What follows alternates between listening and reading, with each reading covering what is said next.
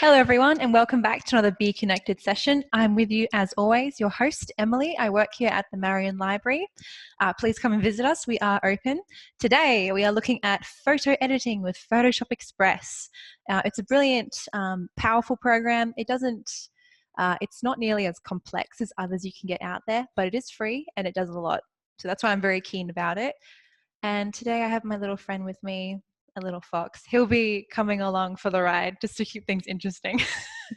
I make a lot of PowerPoints and every time I find a new creative way to add to it. So hopefully this little fox guy will just lighten up your day a bit. Look how sweet he is. Okay, let's get started. So what we're going to cover today, first we're going to jump into the Be Connected website. This is the main hub of where I get my information from. Today I'm branching out a little bit further by doing very specifically looking into photo editing.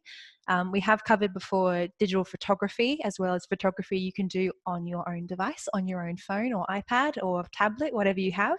So look back at that one. I'll be running another session in the future that'll cover both this and that, and it's going to be a whole bunch of photo editing all in one. So hopefully I'm just refining it and figuring out what people are interested in and what they like. Then we'll look into why we would like to use Photoshop Express, PS here standing for Photoshop, how to access it, the key features of using it, and then we'll go into a live photo edit where I'll bring up an image I think needs a little bit of an improvement, something you may just have on your phone ready to go. We can do it together if you'd like and ask questions as we go. Fabulous. And if you're interested, we do have a Q&A section up top or at the bottom of your screen, depending on where you're watching it, as well as a chat box where anyone can see your question or comment. Very good. Let's look at Be Connected. So it has an expansive topic collection. So if you've known what I've been doing so far with Be Connected, I've covered everything from very beginner courses with, how to get online, internet safety, and now we're going into more intermediate stuff with photo editing especially. It covers all of that and more online on Be Connected, and it's easy to use. I recommend it to just about everybody that I find, anyone that has a computer. And if they don't have a computer, which happens, or you don't have access to the internet at home, there's an option to print off the PDF files that explain everything that they would have shown you in their short video courses. So it's got everything. All right, so that's Be Connected. I will skip through now. So why use Photoshop Express? And here I have it drifting down from above, and my little fox guy back again. It's free. That's the main thing I'm very excited about. It's free and widely available. It can be downloaded on your Apple or Android device. So that could be anything from an iPad, which I've got here, to your Android phone, which I have here. And it's easy to download and it looks almost the same on both a PC and a mobile device. So even if you've got it on your computer right now, that you're maybe watching on, or maybe you're on your tablet or your phone, you can jump onto that right away. So feel free to at any time, bring it out and start playing with it, looking at the features. And you probably have already had a little play with it, hopefully. It's simple to use, but it maintains a high level of functionality. There's still a lot it can do. It's a very powerful tool, but it's also a great entry-level program for beginners. So if you find that it doesn't overwhelm you right away, kind of what you're doing, how you like to edit your images, we can get into some more advanced programming, which I'll talk about in just a second, that goes beyond just what you can get at a free level. And if you've been playing with Photoshop Express, you'll notice that as you edit photos and change things up, every now and then you'll see a little pop-up, or you'll change to a different menu that'll talk about, would you like to purchase Photoshop elements? So I'll talk about that in a little bit as well, the next level after Express.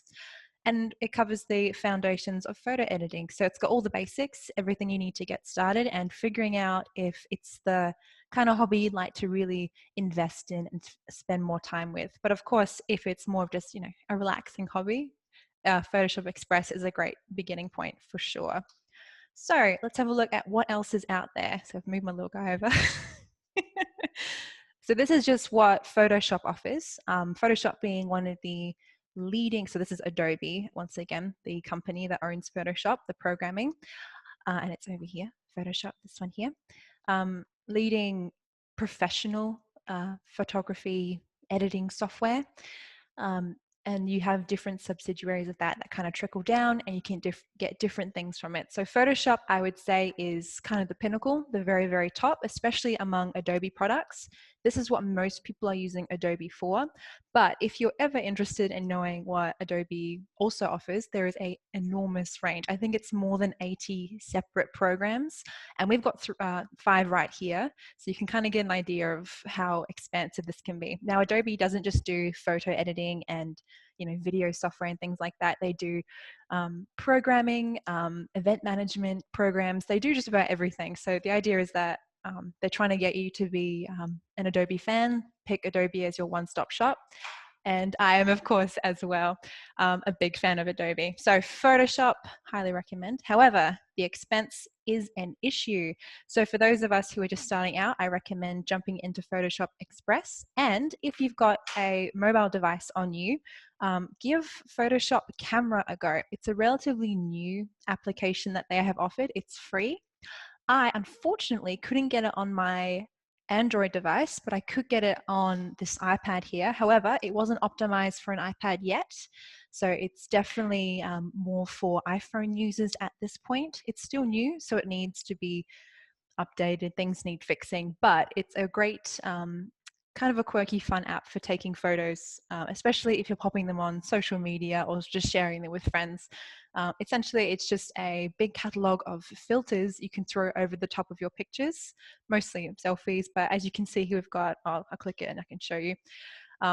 Photos like this one here, you can throw down all different types of filters to really update it and edit it. And there are people, it's much like if you've ever used Snapchat. I've not played with TikTok, so I imagine TikTok also has this sort of system where users who are great with coding and things like that, actually making the filters that can come up on a camera. A filter being, of course, the sort of like acting as an extra lens that it views an image through to add on extra details. So with this person here, we've got a monochromatic person in the front with lots of color in the background. We've got a sort of a vintage effect on the camera. Not that vintage, it would have just been a film camera. And then some cool graphic details on this one that get added all automatically by your phone, your program, and doesn't require a lot of skill on your part, which makes it a lot of fun, a lot of pick up and go. So that one is called Photoshop Camera and is still pretty new. So essentially the idea is that it's an artsy, fun camera to pick up and take a picture of, but not necessarily there for photo editing, which is what we're looking at today. Other options are Lightroom, but all of these, so these 3 up here, require a subscription. If anyone in the chat is interested in pricing, I can bring it up on the screen. It's generally a subscription of a monthly fee. I think the lowest you could get was in Australian dollars. I think it's $15 a month to get about 4 or 5 programs on your computer or your device. It's pretty good. But if you're a casual editor, like most of us who just want to, do a couple photos every now and then, make them look really nice, it may not be worth the investment. So that's why we're checking out Photoshop Express and just seeing how you feel with it. Now, Photoshop Express isn't by any means the only photo editing software out there. There's lots and lots to check out. But I've found as a solid foundation, and especially for teaching people the basics of editing, Photoshop Express has it all in a very simple, clean format. And there's no like major ads that pop up, which is really nice for a free app. Okay, so that is Photoshop Express. How do we get into it? How do we access it? So first off, if you've not already downloaded it, these are the steps you'll need to follow. First, you'll need a computer or a smartphone. It is available on desktop. I've got it open on my desktop currently. But you also need an account to log into. So this can be an existing Adobe ID. You can also make your own Adobe ID right away. So this is with the sign up option here. You can log in with a Facebook account or a Google account. If you have a Gmail, you have a Google account. If you've logged into a YouTube account, you have a Google account. That's what you'll use.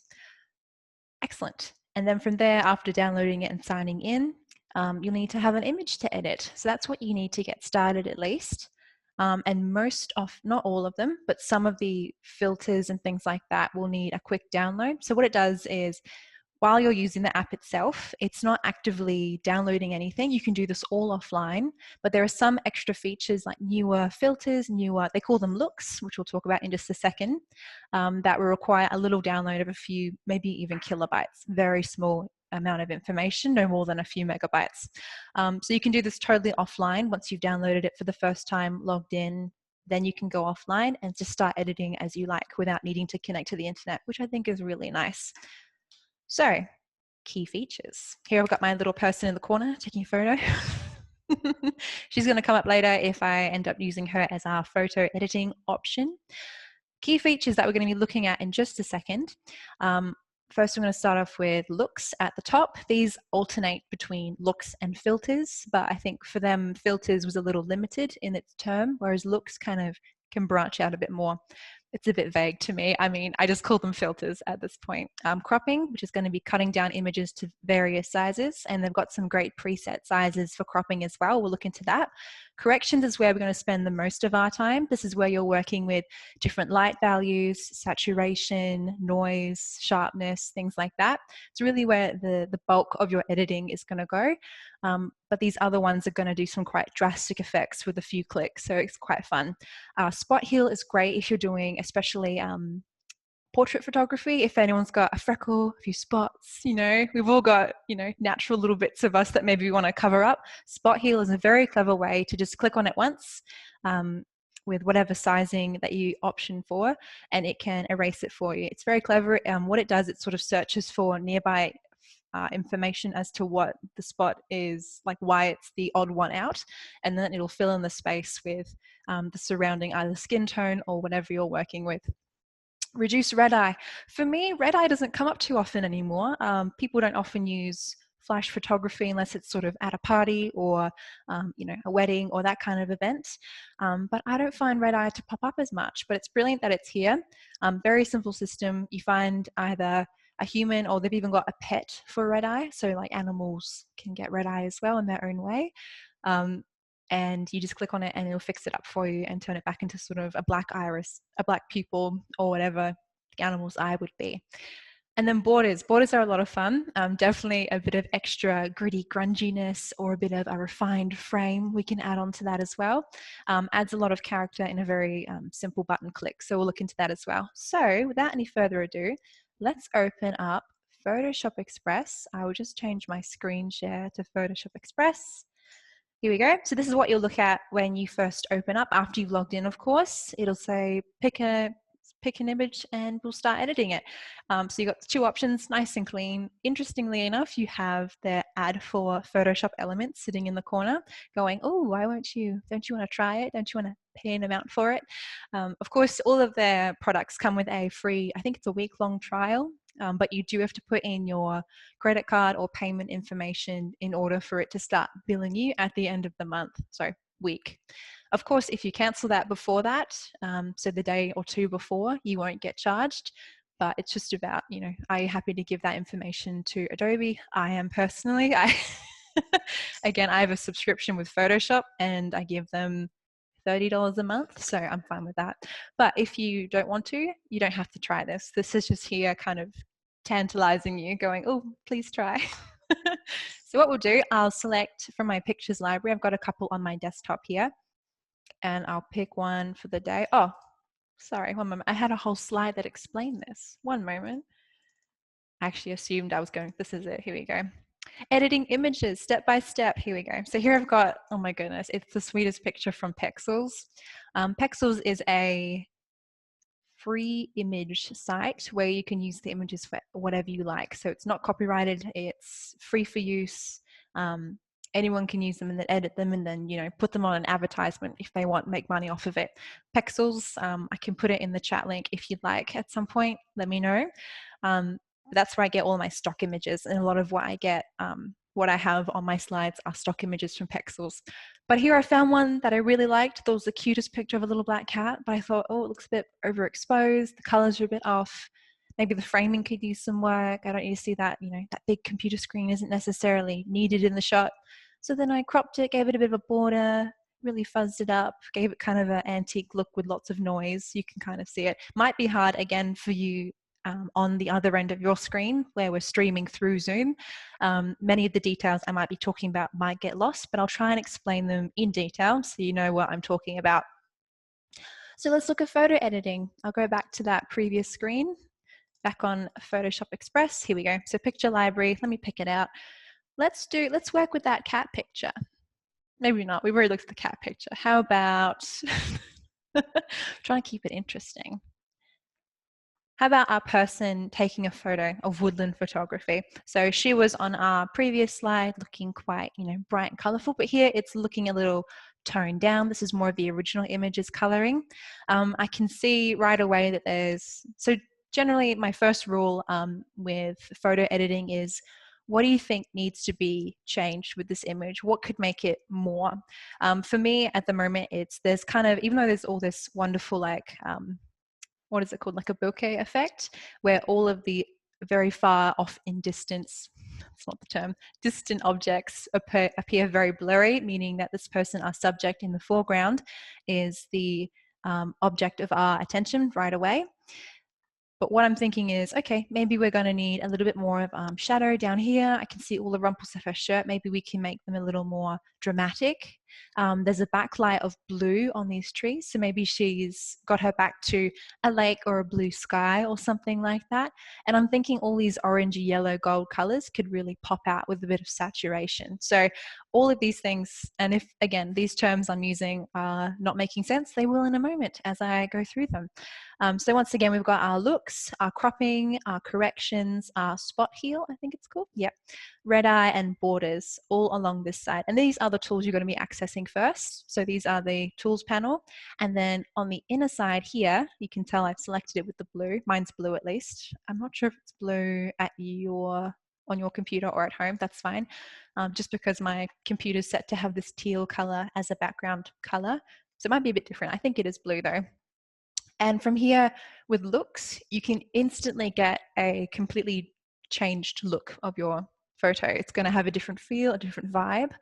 I don't tend to play with these too often just because I find that they're a bit overwhelming. The basic ones are going to be, a bit more sensible.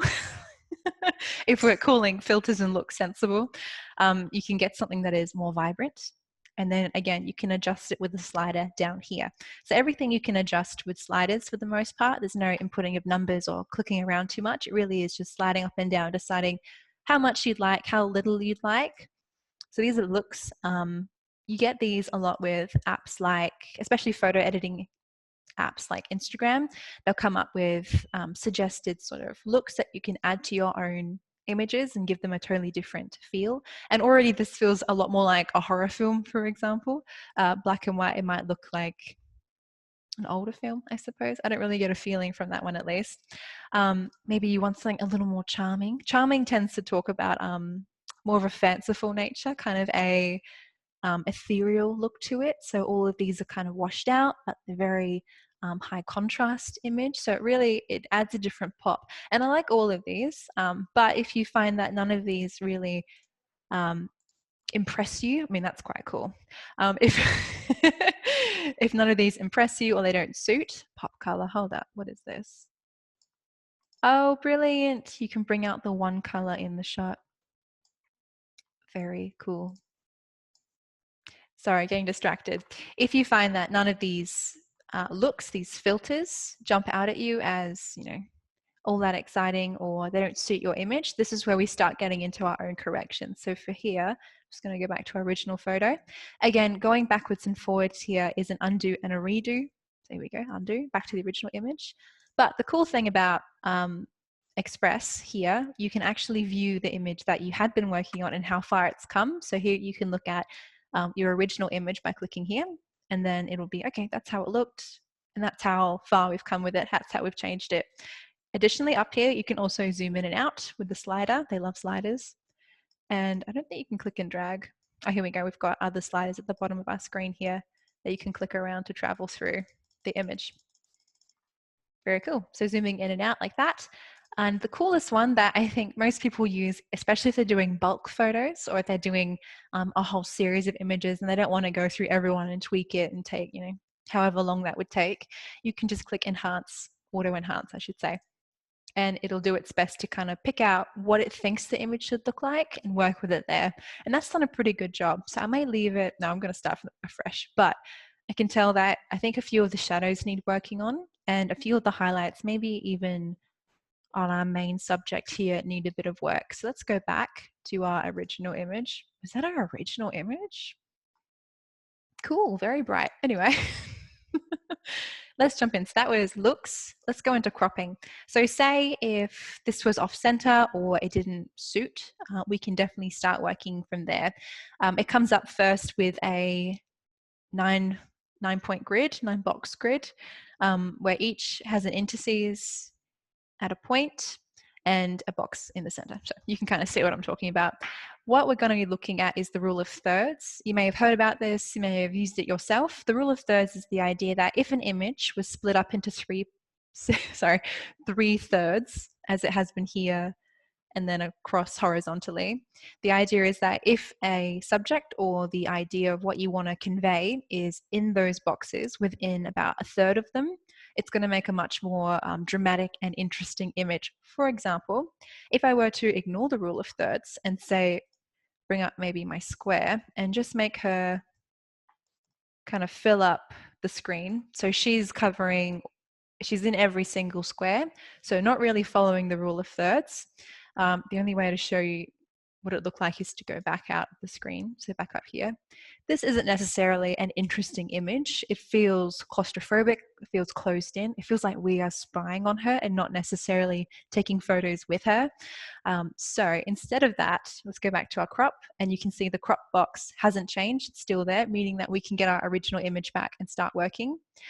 However, if we still wanted to have that square format, but we're thinking, okay, let's not close her in too deeply. Let's try and, open up the space, put her within about 3 of the boxes. And this can be, lower 3, or for here, I can't actually actively do that because I run out of picture. I mean, that's quite cool. She's covering about 3 here, and there's definitely an upward movement, giving her a lot of space above her sort of head area. We're not focusing down here on the ground necessarily. We are looking onward and upward. So that's kind of what's conveyed in what boxes you've chosen to fill in. So we've got about 3 here. It's about 2 and then 1, 2, sort of about 2.5. So maybe she's going to look a little bit small in this frame. Let's have a look. Yeah, she definitely feels like she's the smaller thing amongst a lot of taller trees. But what if we want to make her more of the central image without putting her in the dead center? So say we put her maybe, yeah, you kind of get more of her posture, kind of her relaxed nature against the tree here.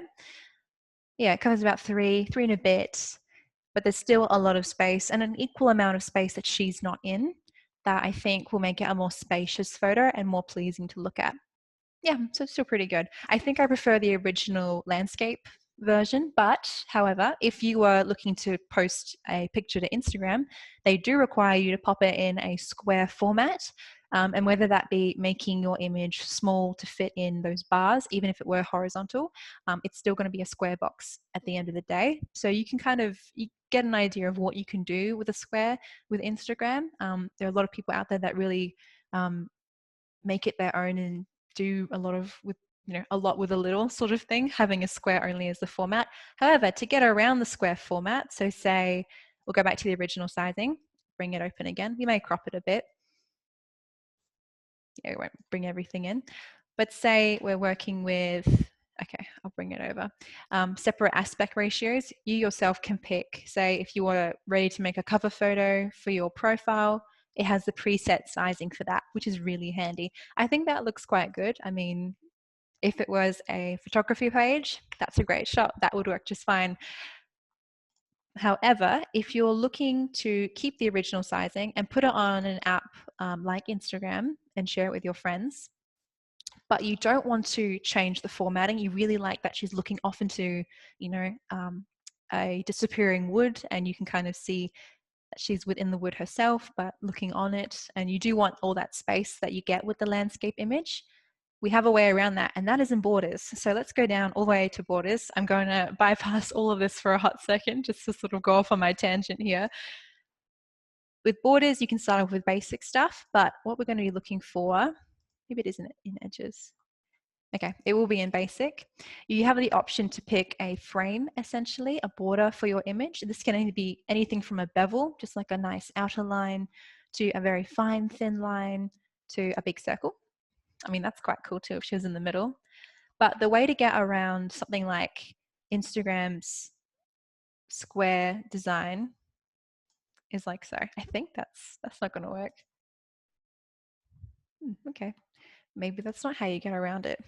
Either way, you can always preset it with, let's do square. There we go. So you could definitely keep it within that sort of landscape format, but have it at the very end of the day be a square image. That's one way to do it. I think it looks quite cool. You cut out a lot of detail, but I think it looks good. Neat. We may leave that border on at the end, but for now we'll turn it off. The way to do that is to go all the way back up to normal. So when you see normal, it means that was the original that you had it at and it's not applying that change. Let me go back to cropping up here and we'll just leave it in the original. But I think I will bring it in a little bit tighter. There we go, just so that she's more of the focus again. And I think that looks good. Let's go into corrections. So now that we've got her kind of closer up, more, easier to see, let's go into corrections. So we've got them all segmented off into different areas: light, color, effects, which is fun, details, split tone, which I've never needed to use, but think it's quite cool, and then blur options as well. Now, with an image like this, I won't start with blur, let's start with light. Let's go from the beginning. Exposure. What is exposure? Exposure is directly referencing the film method, the method you'd use in film to actually capture an image. Your lens opens up, light comes into the actual body of the camera, hits the film on the other side, and creates an exposure. Exposure itself means how much light is it getting at once. So exposure. If we have a low exposure, it's going to let in less light, so dark, all the way to black if you go to 100%. So very, very dark. And then overexposed, so having too much light, is going to look like a white image. So this is a common mistake people can make when taking photos. They lose a lot of detail when taking their original image. It has a lot of exposure, high exposure, and not enough detail is left because of that. It's okay. Go ahead, Paula. Thanks, Paula. Paula in chat has just said she's had to leave briefly and come back in a second. So that's fine, Paula. I can always cover what you missed if you'd like. Excellent. So exposure being, again, what your film in like actual film would have received. Exposure can be updated and changed with digital photography, but usually it's pretty well managed because it's not having to work with physical film. It's a digital medium and it can adjust things as it goes. When considering film, when taking a photo, I have a film camera at home. It's extra work to get the photo looking good and not overexposed, which is the biggest risk. Because overexposed film is the least pretty and can't be saved generally when in the final production, the final development of the photo. So getting an image slightly underexposed is not nearly as bad as slightly overexposed. It's a difference. But in this case, our image is fairly well exposed. I'd say if I were to jump it any higher, you begin to lose some detail. A lot of the shadows in the hair especially, and the background kind of becomes one kind of lighter blur. So let's drop it back down to about, I think, a few inches just above. Again, I'm doing very small increments here. You're very welcome to play around and go really hard one way or the other on the sliders. But if you go through each one of these boxes and you're just doing a little, like 1 or 2 one way, 3 or 4 the other way, you're going to see a big difference at the very end. It's going to accumulate and become all in one image. Of course, again, if you find that this is too tiresome, there's too many sliders, you don't want that very minute detail changing, go back into your looks and you'll find many to work with. And again, those have sliders that you can adjust again to make it more or less extreme. That's why looks are there. Therefore, if you want something quick and snappy and looks good right away, but I like using correction sliders because it just gives you an extra feeling of control over your image and how the final product is going to look. Of course, it may look no better than one of the looks that you can get up here at the end, but you feel like you're learning at the time at least. Contrast. Contrast is a big part of images as well. All of anything to do with light is very important with photos, but I'd say exposure, contrast, and maybe shadows, and then saturation are all very important, but I'll go through each anyway so we're not missing anything. Contrast. How much the blacks and the whites in your image, how far on the spectrum they differ. So a low contrast image is going to have a lot of gray in it. It's going to have the black and the white all kind of within the same area. It's not going to be very bright. High contrast image is going to have the blackest blacks and the whitest whites all in the same picture. So if we had a very high contrast image, as you can see, it becomes extremely, it's quite intense. It looks good. You can see we've almost got black down here and we've got the widest whites up here. Now this isn't necessarily bad. This actually can make for a very crispy, interesting image. I'm going to tone it down just a couple notches, though I do like that high contrast. However, if you find that your shadows aren't as dark as you'd like, but you're happy with, how bright the whites are, we can go into shadows. Highlights, you'd be adjusting how much light there is on your screen. So for up here, very high highlights, it's going to be a lovely pure white, but that might be intense, too much. You can always tone it down. I find, that actually looks quite good. Kind of like a softer afternoon. So I'll leave our highlights on low. I don't see anything on her that looks wrong at this point. I'm keeping an eye on her hair, especially. She's got a mix of darks and very bright, highly exposed strands of hair, especially. Doesn't necessarily mean it's bad if those are popping out. I quite like that. Makes for a very authentic image. Authentic. Now our shadows here, I can see, I don't mind seeing the detail of her jumper, but if we can make it a little more impactful by giving our shadows a very dark tone, we may be able to add even more, graphic shapes and kind of a structure to the frame and the image itself. So this would be taking out the shadows, which I think actually looks quite good still.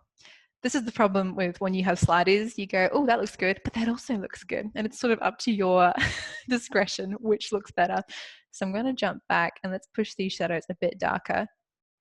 And we'll just see if we lose too much detail. I think I might leave it back up a bit, just so her hair has midtones instead of just being light and dark. It's got kind of a mix going. Excellent. I'm keeping an eye on both the foreground and the background. Our background is going to be inherently lighter, just because as light comes to you, it's going to be more dispersed. That's why if you're looking out onto a mountain range, it's not going to be looking, perfectly dark green or dark blue, whatever the mountains are covered in trees.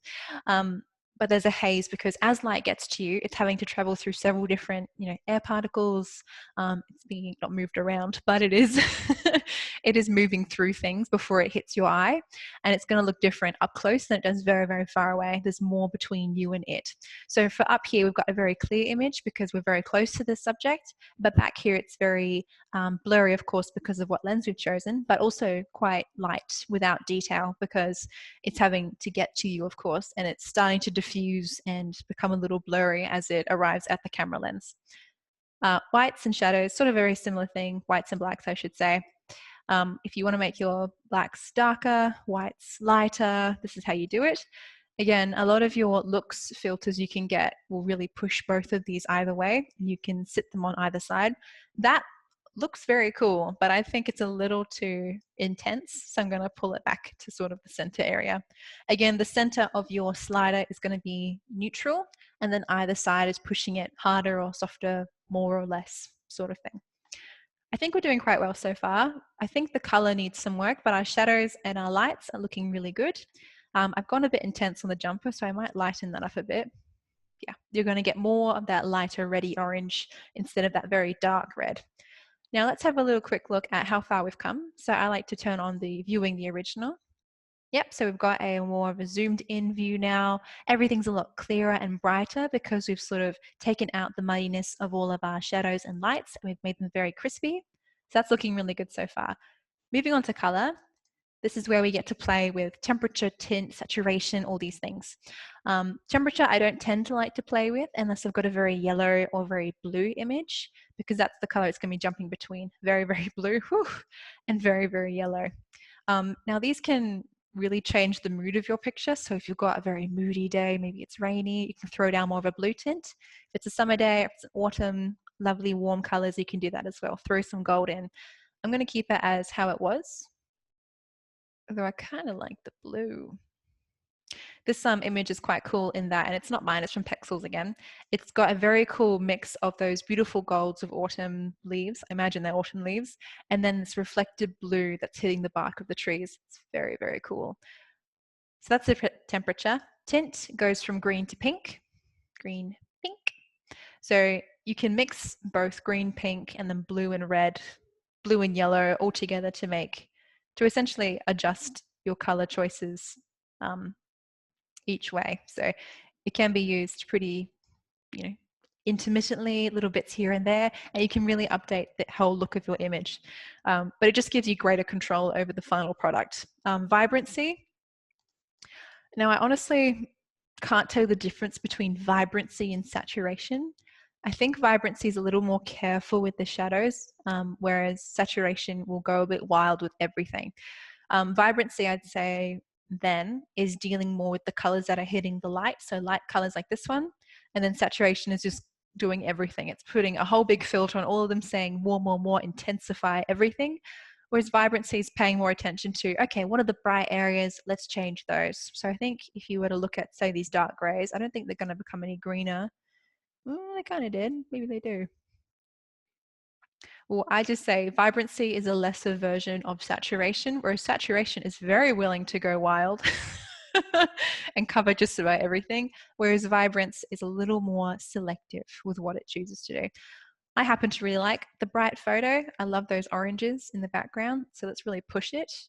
I'm just keeping an eye on how bright that red jumper is becoming, and if it's too much, if it really catches the eye. Not that that'd be the bad thing, but I'd like it to kind of, share space with the lovely kind of out of focus autumny leaves in the background. So that's cool. I like the look of that. That was color with an American spelling. Tisk. It's fine. And then now effects. Effects are a lot of fun. These bring in aspects that you may not have in digital photography, and bringing them in from your physical film kind of styling. But effects essentially are like doing some minute details and some tweaking. So clarity is going to be mixing up how well things come across. In other photo editing software, like on Instagram, for example, I keep coming back to Instagram, they call this structure, but structure and clarity kind of equate to the same thing. What it's doing, it's bringing out the very fine details and making them sharp. It's not quite sharpening because it is changing the colors and the saturation. So as you can see, we've got very soft, very, very soft. In fact, it's blurring. Okay, so that's what clarity is. And then we get all of our extra saturated dark colors as well as bringing out the light colors. So it's a bit of a mix between doing saturation as well as some extra contrast work all in one. I'll leave it as it was, just so I don't get confused.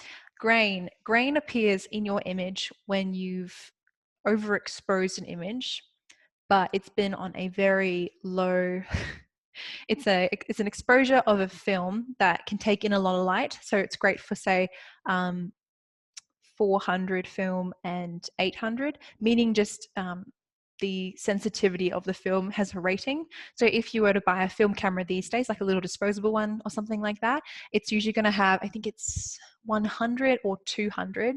Now I forget the measurement, I forget what it's called, but they're measured in 100, 200, 400, 800, and it goes up exponentially. The higher the number, the more sensitive your film is. So if you have 400 film, that film's going to be very nice in low light situations. It's going to be able to accept more light without overexposing your image. This is great for, again, like sunset or dark settings, because it can hold its lens open very briefly and close it again, meaning that your image isn't going to blur, because the longer your lens is open, the more chance it has for you to kind of sway or your heart to beat as you hold it, or to breathe, and that'll shake the camera slightly. And that way, if it's very sensitive, the film, but can let in very little light, meaning your click will go chuk very quick, then you're not going to have a blurry image, but you will be able to get a lot of light in for a very dim setting. On the opposing side, you've got film that can have up to 100. I figure, again, 100 sensitivity film. It has a name, so sorry. But 100 is the highest, it's not dense film, but it's the kind of film that would accept a lot of light, but not overexpose your film. So it can accept a lot without it blowing out into a fully white image. This is great for sports photography, great for sunny, bright days. Anywhere you're getting a lot of light, you can get a great picture with 100p. Why does that sound weird? But yes, different variations on film sensitivity. The idea with grain then, sorry to have gone off on a tangent, the idea with grain is that you have a limited amount of sensitivity, in that if you have a very highly sensitive film and you're letting in a lot of light or very little light, it's going to develop grain on the image. Very small, almost looking like pixels. It's a texture. that will come up on your image. This can really add to the authenticity of a picture. So for me, I'm throwing it all the way up there. Now this is a gray grain. Other grain you can get is, especially in more digitized cameras, digital film cameras, so sort of a mix between, the grain will come up as a almost rainbow pixel effect. But for traditional film cameras, it'll come up in a gray grain. Now this can, again, add a lovely texture, add a real human feel to your image. There was mistakes made, and take away from that kind of robotic clarity you get with digital images. So I'll put a little bit on, a bit of flavor, a bit of salt and pepper. Again, you may not be able to see it because of Zoom, so you may be missing something. I'll just skim through these because I'm aware of the time and I don't want to miss everything. Fade, vignette. Vignettes are fun, meaning that the edges of your image become faded and have a color to them. So say if I want, here we go, a very hard vignette, you can see these edges have been exposed. I believe this was historically in the development process of images, you could do this to the edges if it was overexposed or you let it develop for too long or something like that. I have to look it up, but you can definitely add a more of a dreamy feel to your image, and this can be changed with the amount, and then you can pick where the center point is on your image. So I might leave that in, it's kind of fun. Details, we're talking about sharpening and noise and luminous noise. This is very similar to grain. Noise is the same sort of dusty effect that you can have going on. But what this does is instead of adding grain, it takes it away. So again, luminance noise was the grain that had small colors in it. Again, you may see this in, film photography from 80s, 90s, early 2000s. And then luminance noise, black and white. Color noise were the color ones. So that's from newer film cameras that you can get. So that can be just some very minor tweaks you can make. Have a play with those. And then split tones. Split tones let you play with putting a different color on your shadows or highlights. So this is having a lot on the highlights, and then you can change it for shadows. I'll just leave mine out for now, but you can definitely add some lovely, you can make your whites pink, blue, green. You can make your shadows a lovely deep red, a purple, a yellow even, and you can really play with that. Blur, did I miss? Oh, sorry. In details, I also missed sharpen. Sharpen brings out the crispiness of your image. Just be careful not to go too hard with sharpen. It can look white. It can add a lot of noise, again, that little fuzzy effect, as well as making your image look robotic, which is such a vague thing to say, but it can. Spot heal, we've talked about. Tap on an area, it'll fix it up. Red eye, same thing. Tap on the area, the eye of the person that has red eye, and it'll fix it up. And then borders, we've got edges, we've got effects, we've got frames, we've got wood. Would be kind of fun, having a woodland sort of scene in a wood frame, kind of cute. Different effects for these. And then let's say we keep that one. Let's keep this one. And then at the end of the day, you're happy, you're done with it, you want to save, click up save and share. Sharing it will open up links to your Facebook, Twitter, etc. Having you log in and then share it, or you can save it somewhere. So I'll just save it to my desktop. There we go, save. Beautiful, excellent. So that's photo editing with Photoshop Elements. Sorry, Photoshop Express. I was looking at Elements up here. I think we've done pretty well today, guys. Let me return to my slideshow. I'll ask now for questions. If anyone has anything that they'd like to ask, comments, questions again, pop them in the chat. I'll quickly say a hello in the chat so you know where to look. Hello, everyone. If you are on Zoom currently and not watching from home on the recording, if you're looking for your question and answer box, it's in the gray tab, usually at the bottom of my video that's playing right now. So at the bottom underneath the PowerPoint here. Or if you'd like to find the chat, click on the 3 dots for the More tab, open up More, and then click on the chat, and it'll open it up and you can type through. So I'll just send through a smiley face so you know where to look. Otherwise, if we don't have any questions, I will finish up for the day. Excellent. We have a question from Paula. Thank you so much, Paula. She's asking, do I prefer to use Photoshop Express on a PC or device? Well, I've got a mixed answer to that. My original introduction to Photoshop Express was on my phone. It was a very, very quick way to format and update and add borders and extra saturation to an image I wanted to upload to the next app on my phone. So keeping everything in one place is really helpful. However, I appreciate the sizing you get on a PC. I love the open format. I love being able to see it on a bigger screen. That's a lot better for especially higher quality images you may be working with. So if you've taken, say, a phone photo, so a picture on your actual phone or your iPad or Android device tablet, using it in the app is really handy because it's right there. And the quality isn't necessarily the thing you're looking for. That's great. But when I'm using my larger digital camera, I much prefer Photoshop Express on the computer. And I use it more over Photoshop that I have at home as well. Photoshop I use exclusively for other art forms, digital painting and things like that. But editing, I love using Photoshop Express because it's so simple and there isn't so much to overwhelm you. So I prefer using it on the PC for large images that I think need a lot of work. But when I'm doing a real quick image just to put onto Instagram or Facebook, I'll use it on my phone as well. So for my phone, I'm doing less with it, but on the computer, I'm doing more with it. I hope that answers your question, Paula. But I'm just pleased that it is accessible on both platforms. That's really good, both your phone and your computer. Wonderful. Thanks for the question, Paula. Okie doke, I think we're done for the day. But before I leave you, let's keep up with how we can stay connected. So you can jump on the Facebook and Instagram page. We are at City of Marion Libraries. You'll be able to find us there. You can comment on our posts. You can find out what's coming up next with Be Connected. You can just check out what's new. We post there every day, maybe a couple times a day. Paul is really good at it. She keeps on it. Check out our What's On page on our City of Marion website.